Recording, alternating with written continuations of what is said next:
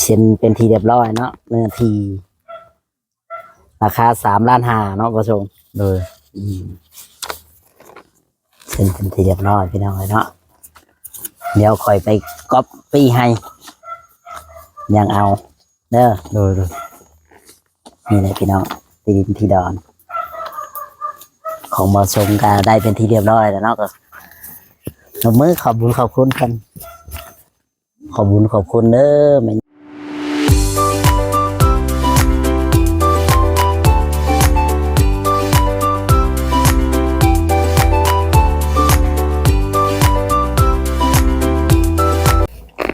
สวัสดีและสบายดีพ่อแม่พี่น้องFCเนาะ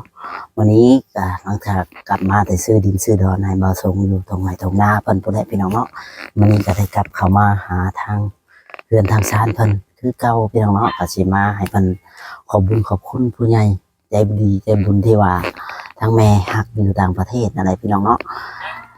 เพิ่นได้ซื้อดินให้ทางบ่าวสงราคาอยู่ที่3,500,000พี่น้องเลยแล้วก็รวมค่าผู้บ้านอีก1,000พี่น้องเนาะเป็น4,500,000พี่น้องเลย4,000,000ไปหมดแหละเพราะว่าค่าอันนั้นแน่พี่น้องเล็กๆน้อยๆเนาะค่า4,000,000ไปวันนี้ก็ได้มาซื้อดินซื้อดอนให้ทางเราส่งเป็นที่เรียบร้อยมาวันนี้ก็ได้พี่น้องเนาะค่า0.5 เนื้อที่ดินพี่น้องเนาะก็ถือว่ากว้างอยู่ได้พี่น้องเนาะก็ถือว่าได้ดีอยู่พี่น้องเนาะก็ถือว่าเป็นดินให้ดินนาก็อย่างไรก็ผักแม่FCเนาะทุกคนทุกท่านที่เข้ามาดูมาชมช่องบ่าวจอยชาแนลพี่น้องเนาะเป็นกำลังใจให้เด้อฝากกดไลค์กดแชร์กดติดตามให้กำลังใจวันนี้บ่าวจอยก็มาเอาลงกับบ่าวสงและกับสาวทองพี่น้องเพิ่นดีใจบ่เพิ่นได้ที่ดินเนาะไปพูดคุยกันเลยพี่น้องเนาะโอเคสบายดีฝากติดไม้เนี่ย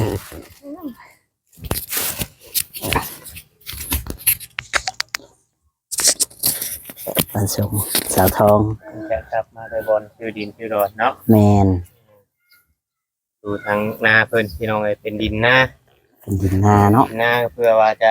ไว้ให้เฮ็ดให้สร้างใช่ให้เฮ็ดอยู่เฮ็ดกินแต่คือว่ารายเติบอยู่เนาะทางญาติพี่น้องก็ว่าแม่เนาะแบ่งให้เนาะนั่นแหละน้าสาวบอกโดยทางน้าสาวเราแบ่งให้เนาะทางยังให้ลูกให้หลานให้น้องให้นุ่งเฮ็ดให้พี่น้องเนาะแต่ชื่อน้ำปืนก็คือสิบ่ได้แล้วบ่ได้แล้วราคานี่คือน้ำปืนมันเป็นหมื่นพุ่นเลยแม่นแน่นอนน้ำปืนนะครับ20,000พุ่นแหละโดยถ้าชื่อน้ำปืนอันนี้แหละคือว่าเราแบ่งให้เฮ็ดเนาะถึงว่าบัดบ่มีก็ยังได้ไปขอเราอยู่เนาะโดยบัดบ่มีกินบ่มีหยังก็ได้ไปขอเราอยู่เลยแบ่งให้เพราะว่าเอาในบ้านในยังไปเบิ่งเพื่อเป็นสักขีพยานจดใบมอบกรรมสิทธิ์พี่น้องจดใบแต้มเนาะเนี่ยได้บ่าวสงกับสาวทองดีใจบ่ดีใจแล้วเนาะแต่เก่าชุมเจ้านอนอยู่เตียงฮะน่าจะนอนยังอยู่หั่นน่ะตะกี้นาของนาคอยยังอยู่หั่นตะบิด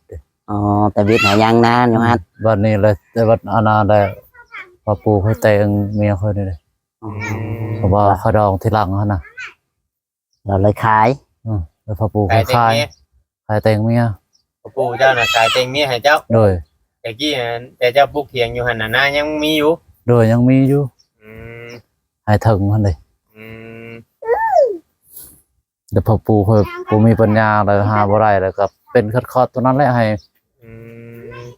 ติดหนี้ค่าดองหั่นน่ะว่าซั่นรถ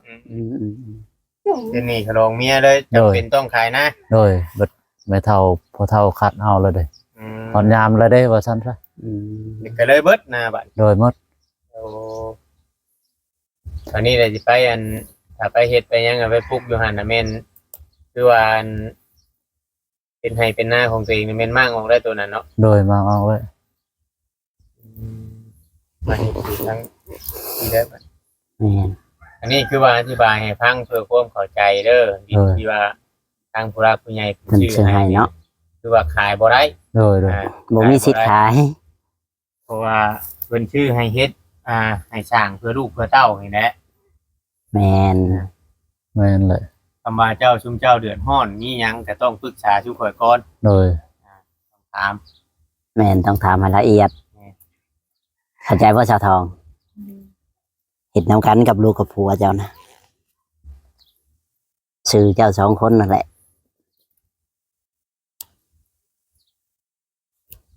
ได้ดินเลยก็ต้องไปชาวได้บัดนี่ ชาวแล้วคันมีแบบมีใช้มีเชื้อไปหั่นน่ะอันบ่มีใช้ก็คือว่าหาใส่หายังก็ได้ตอนมีหั่นชาวก่อนตอนบ่มีหั่นไปก่อน อืม สิไปใช้ ไปใช้ เอา บ่ เวลาบ่มีข้าวบ่มีน้ำแล้วก็คันยามบ่มีแล้วไปหาข้าวก่อน ต้องไปหาขอ เออ ต้องมาหาขอเขาก่อน โดยคันยามมันบ่มีเลยคันยามมีหั่นเฮ็ดยามบ่มีเดี๋ยวหาก่อน อืมอืม เล่นพุ่นเล่นพี่เลย มันก็ยังมีให้หน้าให้หยังอยู่กับแถวเดินนั่นก็มันก็ยังเพียงอยู่เนาะ โดย ที่นายชุมเจ้าเฮ็ดหันก็บ้านคันบ้านหยังขึ้นหันก็มันบ่ได้มีป่ามีต้นไม้เนาะแถวเดิน บ่ได้มีเลย เพราะว่า คัน เป็น บ้าน เดิ หยั น งคือว่าลำเด้อๆนะเป็นเพียงมันเพียง อ่างแค่ยังขัดอยู่ดินเนี่ย แมน กลัวจะบีหรือว่านั่นนี่ก็ ได้หลายสอบอยู่ได้ หลา เนาะ สอบเดี๋ยวได้ พอเผลอกุ้มกินก็ไปจัก ทำเห็ดแตกไปเลยหาในกุ้งกินอยู่ทำเห็ดแตกไปเลย แมน ตอนเป็นให้หน้าเบิดนะ โดยเขาเป็นไหนาหมดคุ้มได้กิน เพราะว่าน้ำดินก็งามอยู่เนาะดินก็งามอยู่ดินดีอยู่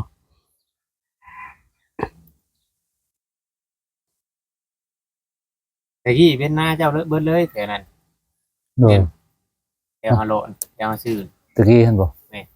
นาของพ่อปูด้วยนะ โอ้ แล้วเขาปั่นให้ลูกเขาได้ หน้าของกูปูแล้วเขาปันให้ลูกเขา โดยลูกเขาได้ลูกเขาได้ ง่ายๆว่าตัวอันพูดของเจ้านะคือว่า ตัวเทิงนั่นเลย ขายแต่งนี้ให้เจ้าเลยคือว่าเบิดที่เลย โดย เพราะว่า มันลายจุดเลย อืม ของค่อยอะมันลายจุดแต่ แต่ทั้ง เนี่ย ชาวท้องชาวหยังนี่บ่ได้มีบ่นาพอนาแม่ หมดแล้วเราหันบ่มีเขาบ่ได้ปั่นให้เลย เออ ทางผู้หญิงเขาบ่ได้ปั่นให้ อ๋อผู้หญิงนี่เขาบ่ได้ปันหน้าให้บ่ ผู้หญิงน่ะบ่มีสิท ผู้ ธิ์ บางคนก็บ่ปั่นผู้บางคนก็ปั่นพุ่นน่ะ อืม เพราะบางคนหน้าหลายนะจังปัน โดย ทำหน้าหน่อยนี่ครับบ่ให้ โดย น้อยๆครับบ่ปัน กิน นะ น้ำลูกน้ำผัวเลยยะ โดย เออ ชาวทองเลยบ่มี เด้ นะ นาทางเมียเขาทางเมียค่อยนี่ ดีจ้ะ เด้เดินบนเดินค่อยไปไกลคือนี่ให้ได้แม่นมื้อแล้วน่ะ ทงนาบนเฮาอันควมไปหัน อืม ลงไปฮอดพุ่นแม่นมาแล้วนะ แต่ผู้ได้บัดนี้น้อง คนอื่น บ่ พุ่นแล้วได้ คนอื่น เขาคายหมดเลย อ๋อ ทางพ่อพุ่นทางพ่อเฒ่าพุ่นคายบ่มัน ทางพ่อเฒ่าขายหมด คายแต่งเมียให้ ผู้ตายหั่นน่ะผู้เขาคุกหั่น ใช้ได้ผู้เขา ตายแล้วเด้ ได้ถึงบ่ได้ ตายแต่รนแล้ว เออ บ่มีเงิน ตายอยู่คุกพุ่น บ่มีเงินเฮ็ดหยังจ้า อืม อืม มันผู้จะว่าเขาคุกตัวนั้น นั่นแหละ พยายามตอนนั้น เออ แล้วตายอยู่คุกเขาไปพังไปเลยทิพพังทิพอยู่ อยู่คุกเลยทีมคุกเลย บ่พังทิพพิพชานี่ล่ะ อ่า อ๋อ ตา ตาย ย มา แล้ว ส่งบ่ บ่ผู้ว่าเข้าเพิ่นแล้วไปเอา ว่าเขามันต่าง พระบานเปิดนี่ อืม พระบานเพิ่นแล้วไปพังเอง ผู้บ้านไปเอา พระบานไปพัง ชุมเจ้าบ่ได้ไปบ่ บ่ได้ เป็นหยังคือบ่ไป ไปเราเฮ็ดบ่ผิด เราเฮ็ดบ่ถูกเราบ่ไป เอาแล้วเอาบ่ถือก็ว่าญาติพี่น้อง ญาติพี่น้องก็เขาผิดกันก็ทึกอยู่นั่นนี่ อ๋อ กับแม่ย่าไม่เท่าคนไม่เท่าคอยลงมาแต่คนเขาด่ากันผิดกันก็ทึกแล้วไปสิกลับไปนำหนอง แล้วป้าทิมเลยนะ เออ ตาทิมกันเลย เออ อืม แนวย อมเผาผีกันเลย เออแนวเขาผิดกันแล้ว มีแต่ชาวบ้านนั่นแหละเนาะไป มีแต่ชาวบ้านนั่นแหละไปชาวบ้านก็บ่ได้ไปเลย5 คนนั่นแหละไปนั่น เอาคน ชาวบ้านทางเอ้ยน้องเขาบ่ได้ไปแล้วเขาบ่ได้พร้อม อืม เดี๋ยวเขาจะทำ มีแต่เขาเรื่องกลุ่มงวยไป2-3 คนฝนตกทำมื้อนั้นก็ไปพัง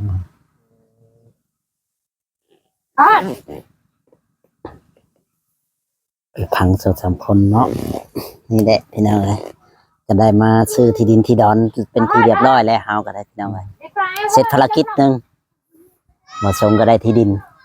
เลย แล้วได้ที่ดินให้ดิน บ่ นา แม่นได้ว่าได้ที่ดินน่ะมาปีหน้ายังว่าบ่ได้เฮ็ดนาอยู่น่ะบ่แม่นแน่เนาะ เออ แล้ว ต้องเฮ็ดได้ เฮ็ดแล้ว แต่นาก็มีอยู่ ตะกี้เขาก็เฮ็ดตลอดอยู่ ได้อย่างน้อยก็พอได้สู่ลูกสู่เต้ากินบ่ก้มก็ยังเรือนเล็กๆน้อยๆก็ยังคือเนาะ แม่น เพราะคัน ใครกลัวแบบอันนั้นได้บ่สงเอ้ยใครกลัวว่าบ่เฮ็ดหยังเลย ตะกี้เฮ้ยน่ะปานคันนั่นน่ะก็ค่อยละปานดอกจางหั่นนี่ปานคันทิมหั่นนี่บ่แล้วหั่นคันหนึงหั่นบอนเฮาไปคือนี่หั่นนี่โอ้ปานคันแม่นหั่นนี่ เออ หมดชาวไม้หั่นเราจ้างค่อยละปานนั้น50,000ตะกี้พุ่น อื เพราะอันผู้เจ้าชื่อนำนี่บ่ อืม แล้วจ้างเจ้าบ้าน นั่นแหละ อ๋อ จ้างจัง อืม 50,000แบบว่าเป็นให้บ่หรือว่าเป็นคัน เป็นข้านคันหนึง50 อืม แล้วค่อยไปปลูกข้าวปะนานประมาณ10ต้นนี่แหละบ่ได้ปลูกแล้วค่อยดำนี่แหละ อืม ประมาณหน้านึงเขาก็จะเกี่ยวเอากันในชื่อลืมเลยเอามาให้เป็ด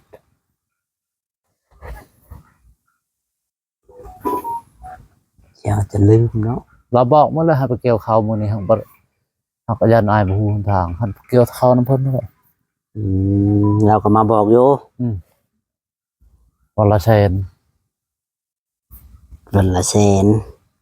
2คนก็2แสนไปหมด2ครับ เลย พอดีมันขมังนี่นะ มันกำลังเนาะก็เลยบ่ได้ไป เลย เพิ่นบ่แล้วดอกมื้อใหม่เพิ่นก็สิจ้างอีกเนาะ บ่แล้วเลยเด้แล้วเลยเพิ่นหันหมดทอแบบในกกบกหั่นเด้ลงไปหั่น อืม เทิงน่ะของแพงแต่ อยู่เทิงหันของนาบ่าว ของเจ้านั่นอีก ของพ่อปู่ค่อยเด้ ปู่แล้วของคนละเจ้า อืม แต่ว่าเขาปันเป็นหลอกแล้วมั้ง พันเป็นดอกแล้วพันเป็นโตนนะ ปัน ตอน ไป เป็นตอน มั เป็นตอนเลย อืม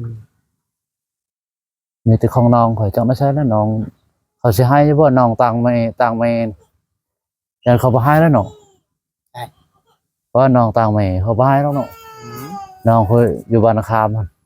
อื ครับ ม ให้ดอก เขาบ่ให้แล้วเนาะ บ่มีส่วนดอกมันต่างไหม เนาะ ถ้ามันเป็นมูลของพ่อเจ้าน่ะโ มูลของพ่อนั่นได้หมดเลยเด้ บุญพอหมดแล้วเขามา พ่อเขาเอาไปหมดเลย แต่เราหยังพุ่น เอาไปใช้ เราเอางัวช่องโตแล้วเลยให้นาแล้วอ่ะ เวียเอา อืม เอางัวน่ะย่า เออ เอาคิดแบบง่ายๆเนาะ เออ แบบบ่ได้มีหยัง แม่นเลยเราไปชูเมียอยู่บ้านนาคามเลย อ๋อ วันนี้ก็แล้วเลย จะเลยพอเจ้ากันยังอยู่บ่ตอนนี้นะ ไป พอเจ้านะ พอค่อยหมดแล้ว ตายปะแต่กูเลยเดือนปียังว่าปี2019 อื อื ม ม เดี๋ยวนี้บ่แม่นปี2026แล้วบ่ อืมใกล้แล้ว ยังสาวหาอยู่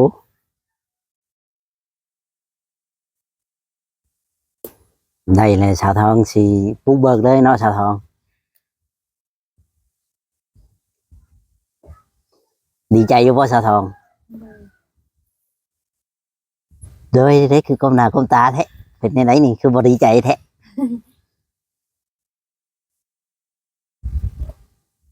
แม่นบ่ว่าส่งสิไปเฮ็ดเถียงนาอะไรบ่หรือว่าไหน ไปเฮ็ดเพิ่นเฮ็ดได้เนาะแต่ว่าคันนอนบ่ได้เพราะว่ามันไกลจากบ้านมีเวียกงานการลวกเขาบ่ได้หาเจ้าเลยมันไกลนี่เด้อ ให้สิยอนยามเด็ก บ่แล้วยามนาพุ่นแหล้วอย่างนอนไปเฮ็ดไว้อะนะ เพราะคันว่ามีอันนั้นมีมันคอยอยากนอนแล้วเด้อค่อยเด้อนอนเช้าแล้วเด้อยามนี้เด้อ เจ้านายามเด็กเนาะ นั่นแหละ ยามฝนเดือน5เดือน6พุ่นน่ะว่าก็เจ้านา เออ เพราะชาวปะเมียนซื่อๆนะคันแบบคันนานะ เราจากบ้านไว้ ยามเดือน6เจ้าสิไปบ่น้ำหมาว่าเอาไป โอ้ยน้ำใจสิไปป่านอยู่หม้องเนาะ ไผหยิบปานอยู่ห้องปานอยู่ เคยปาน ปานอยู่อันนั้นดิ ปาน ที่มันเป็นเดิม ตัวดง ไป ได้เนาะ ทำโอ้คำรู้อันนี้ก็ยามนี่ก็ไปป่านตอนนั้นออกไปตอนเช้าก็ตอนนั้นจังมาอีกตอนแรกจังมาสิเป็นหยังคำรู้ก็บ่ไกลปานใดหรอกจำน่ะ อืมธรรมดาอยู่ เราก็ต้องไกลถึง มันมีรถห่าง ตาแล้ว มันมีรถห่างพอได้ขี่แล้วบ่มีรถห่างหั่น หาเงินได้บ่เนาะ บัดนี้ก็หาเงินแล้วบัดนี้บุกเบิกแล้วบัดนี้ โอ้ห่างมัน ได้ ยากแล้วเป็นรอยเป็นเปียนี่ เป็นรอยอีกแล้ว เฮ้ยนะคนแล่นบ่ได้เด้อ เล่น ตุ๊บเลยอันนี้มื้อนี้ย่างมื้ออื่นยันลุกบ่ได้ไปจัก เป็นได้คือเป็นรอย อ๋อมันบ่มีแฮงบ่มีเหือเลยไปลุกไปก็ยังยากเลย เคยเป็นบ่ เคยเป็นเชื้อชายเลย เป็นตลอด ขนาด เป็น พ่อ ตลอด พ่อเขาก็ตายยันลอยนี่ อ๋อเป็นกรรมพันธุ์ เออ เป็นโรคติดต่อกัน เป็นแต่นาบ่าวฮอดพ่อฮอดมันไปพุ่นนะเป็นตับเชื้อชายว่าซั่นโลด อ๋อเป็นตามเชื้อตามสายสาทองบริบีบให้บ่ บีบบ่ได้ดอกอันนี้ บ่ได้ คันลมเจ้าโจมก็ยังบ่ได้แล้วมันหนักเด้อเจ้าตูน มันลมตอนนั้น หนั บ่ ก จอมบ่ได้ว่าไว้ มีแต่นอนไอ้เลยโลด ในขี้ดินก็นอนรถ มันลมหันนอนนั่นแหละอยู่นั่นแหละมันไปบ่ได้แล้วคันคนบ่โจมพุ่นพอเดียวเจ้าโจมจะบ่ขึ้นเป็นรอยในหนักได้ อืมเป็นรอยแล้วนัก หักคันโดนๆจะมันลุกเองมันไปเอง อืม มันดีเอง มันเป็นแบบหอนยามอาการเย็นๆมันเป็นรู้ได้ เป็นโรคประจำตัวย ามหนาวจะมันเป็นนั่นนี่หนักโตเลยเจ็บปวดมืดตอนนี้บัดมือหรือคันดูได้ครับว่าได้ตอนช่วยพูดยังมันสิคอยยืดไป อืมแล้วในมืออื่นเนี่ยไปหาเห็ดเวียกว่ามืออื่น โดยคันบ่มีเวียกก็หายเวียกแล้ว อ๋อ เอาเกี่ยวข้าวเกี่ยวน้ำแล้ว ข้าวน้ำจำปากันยังพออยู่พอกินอยู่บ่ตอนนี้นะยังมีอยู่บ่ เอายังสักวันครับอันนั้นไปแต่วันจะเป็น อืม ยังซ้ำนี่วัน กิ คู่ น นึง ประมาณจากมึง วันอาทิตย์ ผิด อาทิตย์นึง นอนว่าสิคือน้อยเดียว วันอาทิตย์นึง ประมาณทีหนึง โดย อืมประมาณทีหนึงหมดเลยจะไปเอาอยู่ใช้บัตร หารับจ้างไปเนี่ยคันมีนั่นก็มันมีงานก็พอได้กินช่ำนั้นแล้วแต่บ่มีก็คือวางแล้ว ไปขอ โดย พาเมียไปขอหอบลูกหอบเต้าไปเลย คันบ่มีก็จำเป็นแล้ว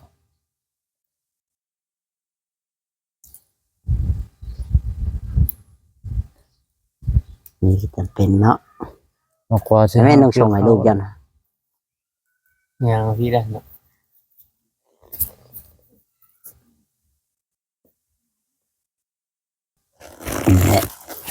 ได้ดินได้ดอนแล้วก็ดีใจน้ำเลย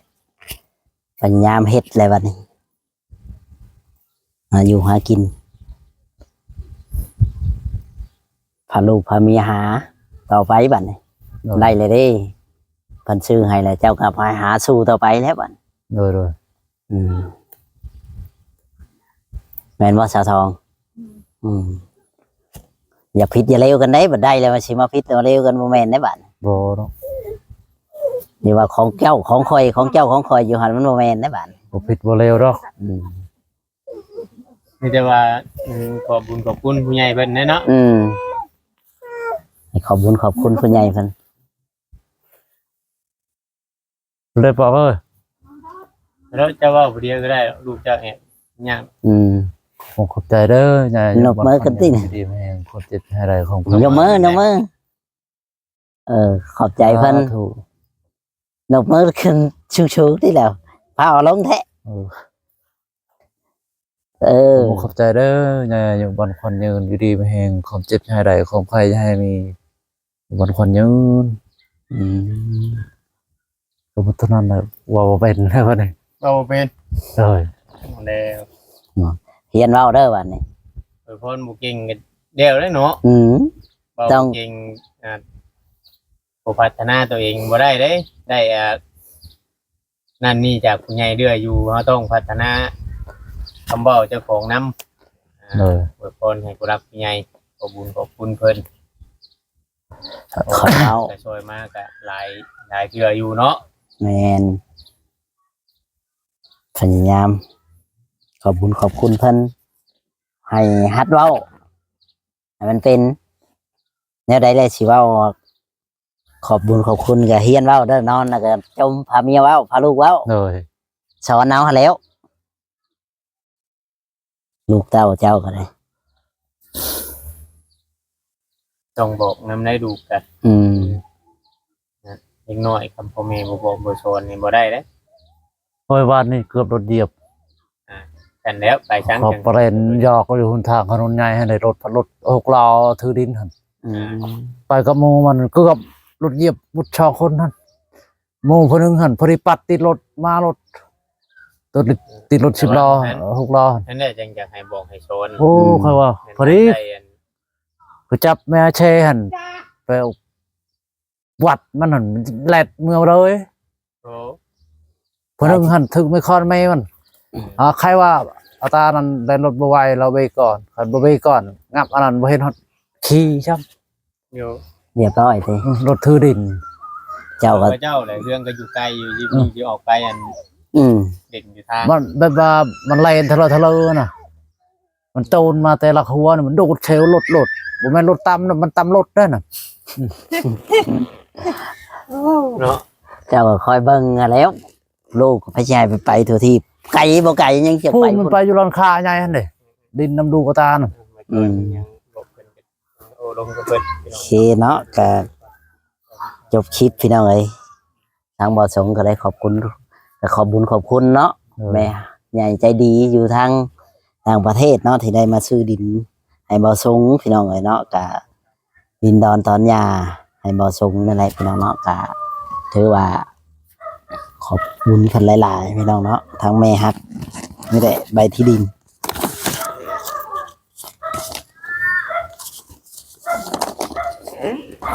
เอาบาชมเรียนี่แหละพี่น้องใบที่ดินเนาะบาชม อันนี้เด้อสีนี่เดี๋ยวเซ็นเป็นทีเรียบร้อยเนาะเนื้อทีราคา3.5 ล้านเนาะบาชม เลย เซ็นเป็นที่เรียบร้อยพี่น้องเลยเนาะเดี๋ยวคอยไปก๊อปปี้ให้ยังเอาเด้อ เลย นี่เลยพี่น้องตีดินที่ดอน ของบอสงก็ได้เป็นที่เรียบร้อยแล้วเนาะก็นมือขอบคุณกันขอบคุณเด้อแม่ใหญ่ใจดี อยู่ต่างประเทศเนาะขอให้เพันอยู่ดีมีแห้งความเจ็บใหญ่สุดได้ความไกลใหญ่สุดมีแต่ความสุขความเจริญคิดอย่างไรขอให้ได้สิ่งนั้นสมบัติปรารถนาเด้อแม่เด้อที่ซื้อดินให้บ่ส่งเนาะมื้อนี้ก็ได้โอเคบ่จอยก็บ่ได้เป็นเว้าได้ ก็หมดเท่านั้นแหละ โอเคพ่อแม่พี่น้องเนาะคลิปนี้ก็สิบ่มีหยังหลายถ้าผิดพลาดประการใดก็ขอโทษขออภัยนำพ่อแม่พี่น้องเนาะทางเรือนบ่ส่งสาวทองก็ถือว่าได้เป็นที่เรียบร้อยแล้วเรื่องที่ดินที่ดอนพี่น้องเนาะราคา3 ล้านขอบคุณแม่ฮักอยู่ทางประเทศขอให้เจ้าอยู่ดีมีแฮงเด้อแม่เด้อเจ้าให้มามื้อนี้ขอให้กลับคืนไปหาเจ้าล้านเท่าคนเด้อแม่เด้อบุญรักษาเทวดาคุ้มครองเนาะที่เจะสวยมามื้อนี้ก็ได้โอเคพี่น้องสวัสดีและสบายดี